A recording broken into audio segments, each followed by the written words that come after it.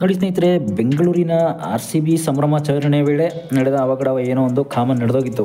ನೋಡಿ, ಸಾವು ನೋವುಗಳ ನಡುವೆ ಒಂದು ಏನೋ ಅದು ಹೊಣೆಯನ್ನು ಹೊತ್ತ ಬೆಂಗಳೂರು ನಗರ ಪೊಲೀಸ್ ಅಧಿಕಾರಿ ಕೂಡ ಆ ಟೈಮಲ್ಲಿ ನೋಡಿ ಏನೋ ಒಂದು ಎಮರ್ಜೆನ್ಸಿ ಆಗೋಯ್ತು. ಈ ಟೈಮಲ್ಲಿ ತಮ್ಮ ಬಿ ದಯಾನಂದ್ ಸರ್ ಅಂತಕ್ಕಂಥದ್ದು ಒಬ್ಬ ಕರ್ತವ್ಯ ನಿರತ ನೋಡಿ, ಕರ್ತವ್ಯನೇ ದೇವರು, ಪೊಲೀಸ್ ಇಲಾಖೆಯೇ ನನ್ನ ದೇವರು ಅಂತ ಬದುಕ್ತಿರೋ ಒಬ್ಬ ದಕ್ಷ ಅಧಿಕಾರಿ ಮೇಲೆ ಇಂಥ ಒಂದು ಅಪವಾದ ಮತ್ತು ಇದು ಒಂದು ಏನಂತಂದರೆ ಸಸ್ಪೆಂಡ್ ಆಗಿರುವಂಥ ಒಂದು ವಿಚಾರ ತುಂಬ ನೀವು ಕೂಡ ಕೇಳ್ತಾ ಇರ್ಬೋದು.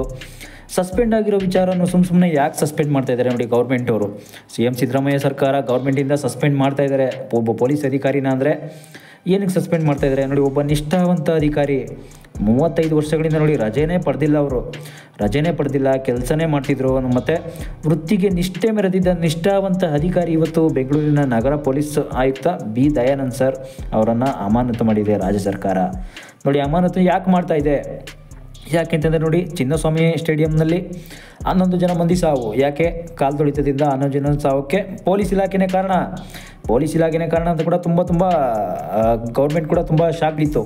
ಇದಕ್ಕೆ ಬಿ ದಯಾನಂದ್ ಸರ್ಗೆ ಮುಖ್ಯಸ್ಥರಾಗಿದ್ದರು ಪೊಲೀಸ್ ಇಲಾಖೆಯಲ್ಲಿ, ಅದಕ್ಕೆ ಸಸ್ಪೆಂಡ್ ಮಾಡಿದ್ದೀವಿ ಅಂತ ಕೂಡ ಹೇಳಿದರು. ಆದರೆ ಇದೊಂದು ತಪ್ಪು, ಸರ್ಕಾರ ಮಾಡ್ತಿರೋದು ತಪ್ಪು ಅಂತ ಕೂಡ ಜನಗಳು ಕೂಡ ಫೀಡ್ಬ್ಯಾಕ್ ಕೊಟ್ಟಿದ್ದಾರೆ.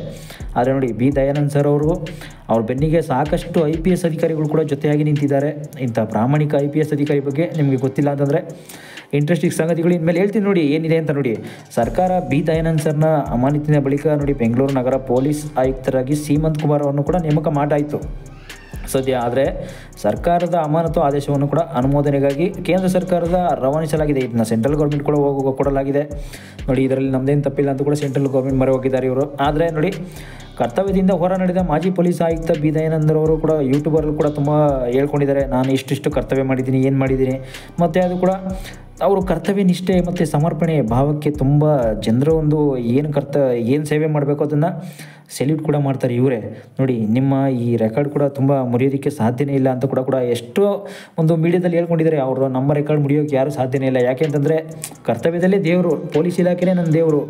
ಗೌರ್ಮೆಂಟ್ ಕೆಲಸ, ಸರ್ಕಾರದ ಕೆಲಸ ದೇವರ ಕೆಲಸ ಅನ್ನೋ ಹೇಗೆ ಹೇಳ್ತೀವೋ, ಗೌರ್ಮೆಂಟ್ ಕೆಲಸನೂ ಕೂಡ ನಮ್ಮ ಸೇವೆನೇ ಅಂತ ಕೂಡ ನೋಡಿ. ಇನ್ನೊಂದು ಹೇಳ್ಬೇಕಂತಂದರೆ, ವಿಡಿಯೋದಲ್ಲಿ ಈಗ ಮಾತಾಡಬೇಕಾದ್ರೆ ಕೆಲವು ಪ್ರಶ್ನೆಗಳು ಕೂಡ ಉತ್ತರಿಸಿದ್ದಾರೆ. ಏನಂತಂದರೆ, ಕಳೆದ 35 ವರ್ಷದಿಂದ ಕೂಡ ಅವರು ಒಂದಿನ ರಜೆ ಇಲ್ಲದೆ ಕೆಲಸ ಮಾಡಿದ್ದಾರೆ. ಅದಲ್ಲದೆ ಪೊಲೀಸ್ ಇಲಾಖೆಯಲ್ಲಿ ಕೂಡ ಈ ರೀತಿ ಮಾಡ್ತಿರೋದಾದ್ರೂ ಇದೆಲ್ಲವೂ ನನಗೆ ಗೊತ್ತೇ ಇಲ್ಲ. ನಾನು ನೋಡಿ ರಜೆ ತೊಗೊಂಡಿರೋದು ಮಾತ್ರ ಅಲ್ಲ, ನಮ್ಮ ಮನೆ ಪ್ರೋಗ್ರಾಮ್ಗೂ ಕೂಡ ಹೋಗೋಕ್ಕಾಗ್ತಾ ಇಲ್ಲ. ನೋಡಿ, ಪೊಲೀಸ್ ಇಲಾಖೆಯಲ್ಲಿ ಕೆಲಸ ಮಾಡ್ತಾ ಇರೋದ್ರಿಂದ ನಮ್ಮ ಮನೆಯಲ್ಲಿ ಇರ್ತಕ್ಕಂಥ ಒಂದು ಏನೇ ಆಗಲಿ, ಒಂದು ಫ್ಯಾಮಿಲಿಯ ಪ್ರಾಬ್ಲಮ್ ಬಂದರೆ ಆಗಲಿ, ಏನೇ ಒಂದು ಕಾರ್ಯಕ್ರಮ, ಅವ್ರ ಮಗನ ನಾಮಕರಣಕ್ಕೂ ಕೂಡ ಹೋಗದಿರತಕ್ಕಂಥ ವ್ಯಕ್ತಿ ಇರುತ್ತೆ. ನೋಡಿ, ಎಂಥ ಸಂದರ್ಭ ಇದೆ ನೋಡಿ. ಈ ಪೊಲೀಸ್ ಇಲಾಖೆ ಅಂತ ಬಂದಾಗ ಅವರು ಕರ್ತವ್ಯ ಅಂತಂದರೆ ಕೆಲವರೆಲ್ಲ ಲಂಚ ತೊಗೋಬೋದು, ಇಲ್ಲ ಅಂತಲ್ಲ. ಕೆಲವರೆಲ್ಲ ಲಂಚ ಮುಕ್ತ ಕರ್ತವ್ಯ ನಿಷ್ಠೆಯನ್ನು ಒಂದು ರೀತಿ ಏನೋ ಒಂದು ನೀವು ಪೊಲೀಸ್ ಸ್ಟೋರಿಯನ್ನು ಸಾಯಕುಮಾರ್ ಅವರ ಪಿಕ್ಚರ್ಗಳು ನೋಡಿರ್ತೀರ. ಅದೇ ರೀತಿ ಕರ್ತವ್ಯನೇ ದೇವರು ಅಂತ ಪಾಲಿಸುವಂಥ ದಕ್ಷ ಪ್ರಾಮಾಣಿಕ ಅಧಿಕಾರಿ ಇವತ್ತು ಇವ್ರನ್ನ ಅದರಲ್ಲೂ ಇಂಥ ಕಾರ್ಯಕ್ರಮಗಳಿಗೆ ಹೋಗಲ್ಲ, ಯಾವ್ಯಾವುದು ನಾನು ರಜೆನೇ ಹಾಕಲ್ಲ ಅಂತ ಕೂಡ ಹೇಳ್ಕೊಂಡಿದ್ದಾರೆ. ನೋಡಿ, ಅವರ ಸ್ವಂತ ಹೇಳ್ಬೇಕಂತಂದರೆ ಅವ್ರ ಮನೆಯ ಕಾರ್ಯಕ್ರಮ ಯಾವುದೇ ಆದರೆ ಇದುವರೆಗೂ ಕೂಡ ಅವರು ಎಷ್ಟೇ ಆಹ್ವಾನಿಸಿದ್ರು ಕೂಡ ಅವ್ರ ನೆಂಟರು ಯಾರೇ ಆಗಿರಲಿ, ಅವ್ರದ್ದು ಏನೇ ಆಗಲಿ ನೋಡಿ, ಅವರು ಒಂದು 25-30 ಏಜಲ್ಲಿದ್ದಾಗ ಅವರು ಎಂಗೇಜ್ಮೆಂಟ್ಗೂ ಕೂಡ ಹೋಗಿಲ್ವಂತೆ. ನೋಡಿ, ಎಂಗೇಜ್ಮೆಂಟು ಕೂಡ ಮುಂದೂಡಿದ್ರಂತೆ. ಮುಂದೆ ಇರಲಿ ಎಂಗೇಜ್ಮೆಂಟ್, ಇನ್ನೂ ಸ್ವಲ್ಪ ನೆಕ್ಸ್ಟ್ ಡೇ ಮಾಡ್ಕೊಳ್ಳೋಣ, ಈ ಸದ್ಯಕ್ಕೆ ಬೇಡ. ಏಕೆಂದರೆ ಬೆಂಗಳೂರಲ್ಲಿ ನನಗೇನೋ ಕರ್ತವ್ಯ ಇದೆ ಸದ್ಯಕ್ಕೆ, ಈಗ ಮಂಗಳೂರಲ್ಲಿ ನಾನು ಕೆಲಸದಲ್ಲಿದ್ದೀನಿ. ನೋಡಿ, ಬೆಂಗಳೂರಲ್ಲಿ ಮಾತ್ರ ಅಲ್ಲ, ಬೇರೆ ಕಡೆನೂ ಡಿಸ್ಟಿಕಲ್ಲಿ ಕೆಲಸ ಮಾಡಿ ಬಂದಿರೋರು ಇವರು. ಮಂಗಳೂರಿನಲ್ಲಿ ಅಲ್ಲೂ ಕೂಡ ಕೆಲಸದಲ್ಲಿದ್ದಾಗ ಒಮ್ಮೆ ಪರಿಸ್ಥಿತಿ ನೋಡಿ ಸರಿ ಇರಲಿಲ್ಲದೆ ಇದ್ದಾಗ ನೋಡಿ, ನಾನು ಕಾನೂನು ಸನ್ನಿವೇಶ ಎದುರಾಗಿ ನಾನು ಮಂಗಳೂರಲ್ಲೇ ಇರಬೇಕಾಯ್ತಂತೆ. ಆ ಟೈಮಲ್ಲಿ ಅಲ್ಲಿ ಕೂಡ ಬಿಗುವಿ ಬಂದೋಬಸ್ತು ಇರಬೇಕಾಗಿತ್ತು. ಏನು ಮಾಡೋಕ್ಕಾಗಲ್ಲ. ಈಗ ನೋಡಿ, ಅವತ್ತೇ ನನಗೆ ಎಂಗೇಜ್ಮೆಂಟ್ ಇತ್ತು, ಅದರಿಂದ ಕರ್ತವ್ಯದಲ್ಲಿ ನಾನು ಎಂಗೇಜ್ಮೆಂಟು ಮಾಡ್ಕೊಳಕ್ಕಾಗ್ತಾ ಇಲ್ಲ ಅಂತಂದ್ಬಿಟ್ಟು ಮುಂದೂಡಿದಂತೆ ನೋಡಿ, ಅವ್ರ ಮನೆ ಪ್ರೋಗ್ರಾಮ್ ಕೂಡ ಮುಂದೂಡ್ತಾರೆ ಅಂತಂದರೆ ಇಂಥ ದಷ್ಟ ಅಧಿಕಾರಿಗಳ ಬಗ್ಗೆ ಇವತ್ತು ನಾವು ತುಂಬ ತಲೆ ಬಂದಿದೆ ನೋಡಿ. ನಮ್ಮ ಸರ್ಕಾರ ಯಾವ ಮಟ್ಟದಲ್ಲಿ ಹೋಗ್ತಾ ಇದೆ ಅಂದರೆ ನಿಮಗೆ ಗೊತ್ತಾಗುತ್ತೆ ನೋಡಿ. ಅವತ್ತೇ ನನ್ನ ಎಂಗೇಜ್ಮೆಂಟು ಮುರಿದಿತ್ತು ಮುರಿಯೋ ಮೂಮೆಂಟ್ ಬಂದುಬಿಡುತ್ತೆ ನೋಡಿ. ಅದು ನಿಮಗೂ ಗೊತ್ತಿರುತ್ತೆ. ಈ ಹೆಣ್ಣು ಕಡೆಯವರು ಗಂಡು ಕಡೆಯವರು ಅಂತ ಬಂದಾಗ ನೋಡಿ, ನಮ್ಮ ಮದುವೆ ಪ್ರೋಗ್ರಾಮ್ಗಿಂತ ಎಂಗೇಜ್ಮೆಂಟ್ ಪ್ರೋಗ್ರಾಮ್ಗಿಂತ ಕರ್ತವ್ಯ ಕೆಲಸನೇ ಇವ್ರಿಗೆ ದೇವರ. ಕರ್ತವ್ಯದಲ್ಲಿ ನಾವು ಎಂಗೇಜ್ಮೆಂಟ್ ಕೂಡ ಮಾಡ್ಕೊಂಡಿರಲ್ಲ ಅಂತ ಕೂಡ ಹೇಳ್ಕೊಂಡಿದ್ದಾರೆ. ಅಂದಿನ ಸನ್ನಿವೇಶದಲ್ಲಿ ನನಗೆ ಬೆಂಗಳೂರಿನ ಕೂಡ ಬರೋಕ್ಕಾಗಲಿಲ್ಲ ನೋಡಿ. ಬೆಂಗಳೂರು ಕೂಡ ಇನ್ನೂ ಬೇರೆ ಏನೋ ಪ್ರೋಗ್ರಾಮ್ ಇರುತ್ತೆ, ಆ ಟೈಮಲ್ಲಿ ಬರೋಕ್ಕಾಗಲಿಲ್ಲ ಅಂತ ಕೂಡ ಹೇಳ್ಕೊಂಡಿದ್ದಾರೆ.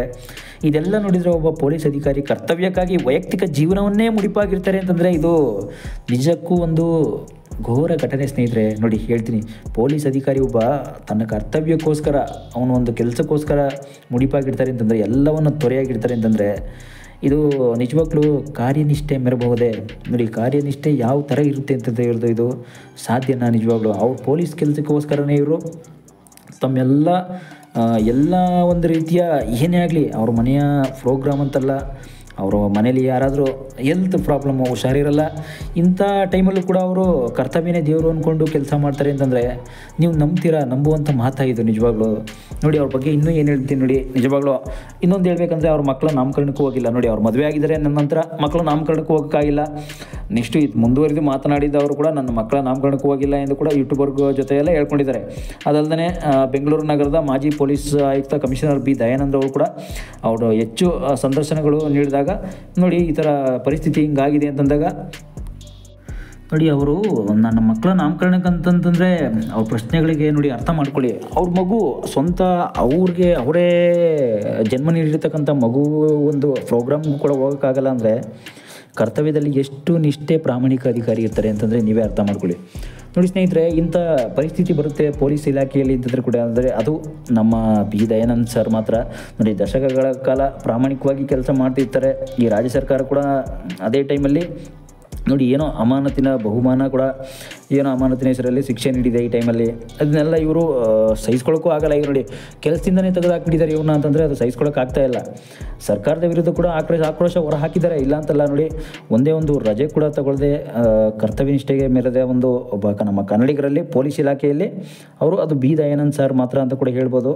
ಅದು ಬಿಟ್ಟರೆ ನೋಡಿ ಅವರು ಕರ್ತವ್ಯ ಅಂತಲ್ಲ. ನೋಡಿ ಈಗ ಪೊಲೀಸ್ ಇಲಾಖೆ ಅಂತ ಬಂದಾಗ ಅದು ಪ್ರೈವೇಟ್ ಆಗಲಿ ಗೌರ್ಮೆಂಟ್ ಆಗಲಿ ನೋಡಿ ಚಿನ್ನಸ್ವಾಮಿ ಕ್ರೀಡಾಂಗಣದಲ್ಲಿ ಅವರು ನೋಡಿ ಈ ಥರ ಮರದ ಮೇಲೆ ಕೂತ್ಕೊಂಡು ನೋಡೋದು, ಕಾಂಪೌಂಡ್ ಮೇಲೆ ಆರೋದು, ಇದನ್ನೆಲ್ಲ ನೀವು ನೋಡಿರ್ಬೋದು. ಇದನ್ನೆಲ್ಲ ನಾನು ಮೊದಲೇ ಹಳೆ ವಿಡಿಯೋದಲ್ಲಿ ಹೇಳಿದ್ದೀನಿ ಸ್ನೇಹಿತರೆ. ನೋಡಿ ಈ ಥರ ಎಲ್ಲ ಕಾಂಪೌಂಡ್ ಮೇಲೆ ಮರದ ಮೇಲೆಲ್ಲ ಕೂತ್ಕೊಂಡು ನೋಡ್ತಾ ಇರೋದು ಈ ಥರ ಅಭಿಮಾನಿಗಳನ್ನ, ಹುಚ್ಚು ಅಭಿಮಾನಿಗಳನ್ನೆಲ್ಲ ಇದನ್ನೆಲ್ಲ ಕಂಟ್ರೋಲ್ ಮಾಡೋದಕ್ಕೋಸ್ಕರ ಅವ್ರು ಇದ್ದರು ಅಲ್ಲೇ ಇರೋದು.